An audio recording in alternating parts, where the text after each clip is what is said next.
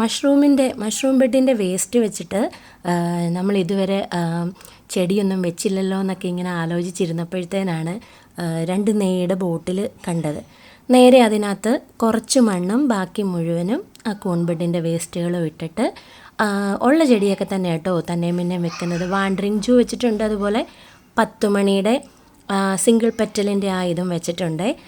വൈകുന്നേര സമയത്താണ് ഞാൻ ചെടിയൊക്കെ നനയ്ക്കുന്നത്, ഒരു 5 മണി ആ ഒരു സമയത്ത്.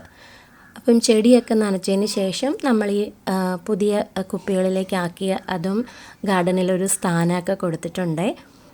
നമ്മൾ ഓരോന്നിലും ചെടി വെച്ചിട്ട് ചെടി വെക്കുന്ന വീഡിയോ മാത്രം എടുത്താൽ പോരല്ലോ, അത് നന്നായിട്ട് നിപ്പുണ്ടെന്നും കൂടെ കാണിക്കണമല്ലോ. ചിരട്ടയിൽ നമ്മൾ ആ കോളിസ് പ്ലാന്റിൻ്റെ വെറൈറ്റി വെച്ച് അത് നല്ല ഉഷാറായിട്ടുണ്ട് കേട്ടോ. ബാസ്ക്കറ്റ് പ്ലാന്റിൻ്റെ ആ ചെടി ഞാൻ മതിലയിൽ വെച്ചിരിക്കും കേട്ടോ, കാരണം അതേ ഇങ്ങനെ വള്ളി പോലെ വന്നിട്ട് വീണ്ടും അവിടെ നിന്ന് ഇങ്ങനെ പ്ലാന്റ് ആവുമല്ലോ, അതുകൊണ്ട് തന്നെ ഞാൻ മതിലയിൽ ഇങ്ങനെ വെച്ചിരിക്കുക. പക്ഷെ അതിനങ്ങനെ വള്ളി വരാറൊന്നും ആയിട്ടില്ല, എന്നാലും വരുമ്പോഴത്തേന് ആ ഒരു ഭംഗി കാണാൻ വേണ്ടിയിട്ട് ഞാൻ അങ്ങനെ വെച്ചതാണ്.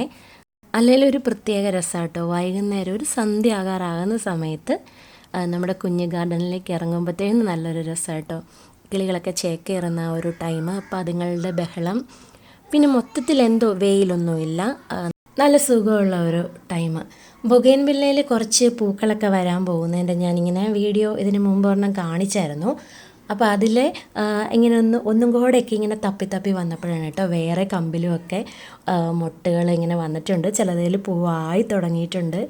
അപ്പോൾ കുറേ സന്തോഷം കേട്ടോ. വെയിലധികം കിട്ടാത്തത് കൊണ്ടാണെന്ന് തോന്നുന്നു പൂക്കളൊക്കെ ഭയങ്കര കുറവ്.